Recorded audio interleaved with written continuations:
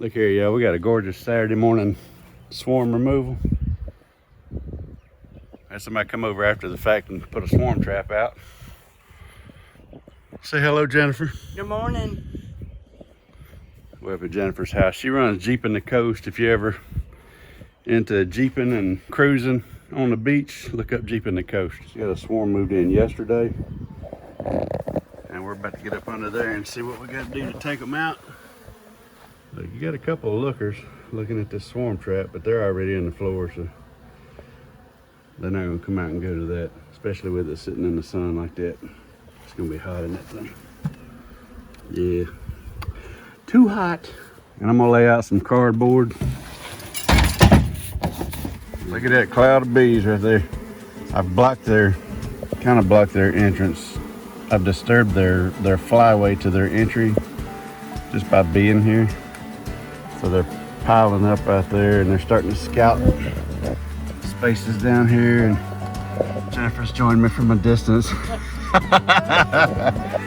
on a good distance. I'm about to pull this insulation back to reveal the bees. I can feel the heat. I feel the heat from them. Boy, that's a big swarm up in there. Oh boy.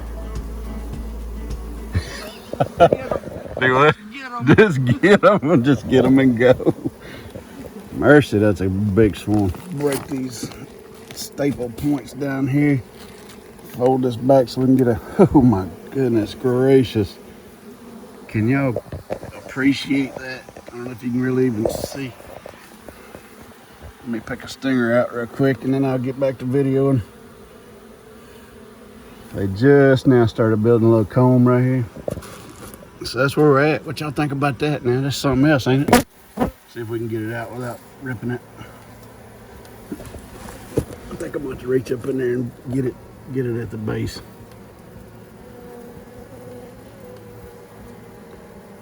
But you don't know how deep these bees are. You can see right there.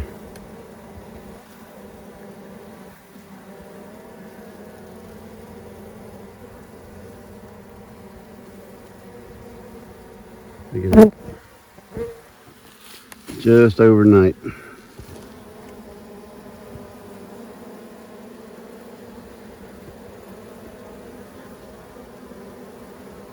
I got the vac set up. We're going to start the vac up and start vacuuming bees. So what we're going to do here is we're going to start in the back because they will run away from the vac when I start pulling them in. And we're going to work them slow so we don't get them running in other joist spaces. We got a gap right here. We don't want them going over in there. And there's probably, if I had to guess, another gap over here. We don't want them going in there. We don't want to be having to take all this sheathing down. We're right here at them, and that's what we want to stay.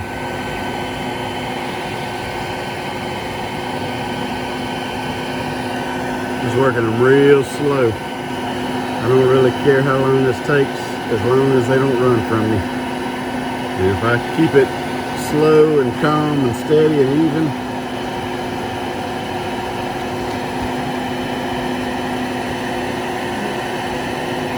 now another method that some of you might try is to take the crevice tool off and turn the vac wide open and just pull them all in as fast as you can. And that works sometimes, but then you start dropping bees all over you. And you start getting stung. And you see they're being pretty chill. Now at a certain point I'll get to, they'll start running. Especially if I get the queen, they'll start getting kind of runny and trying to figure out where everybody's gone. I can feel clumps and bunches going through the hose.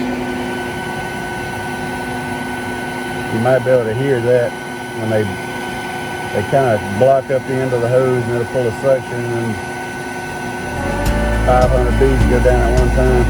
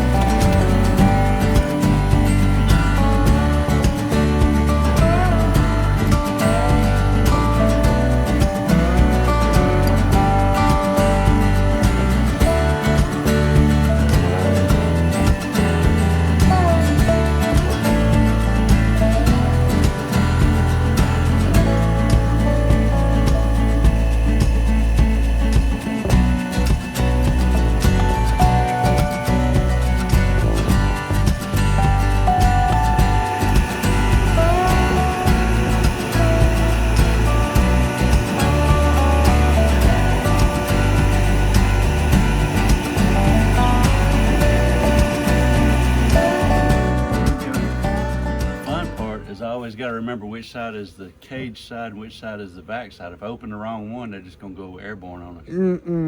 No. We can't have all that. That would be my luck, though.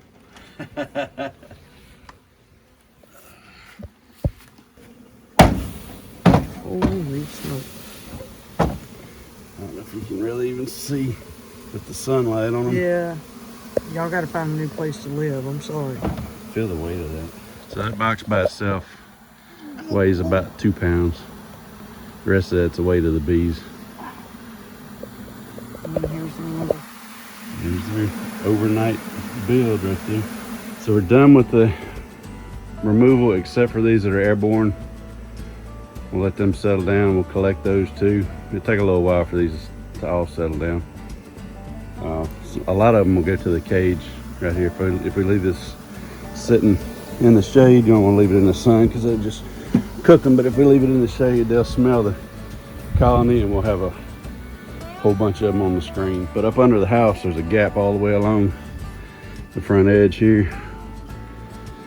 And so when we put that floor back, we're gonna come back with a 1/4 round trim just to fill that whole gap because it's too wide for caulk or really anything else, and it really needs to be filled or they're gonna catch them again. This is like the 3rd time this house has had bees. Yeah, like 10th time. 10th time? Yeah. Holy smokes. Every year we have a swarm. So we gotta do something to stop this. So we're gonna put some 1/4 round down there.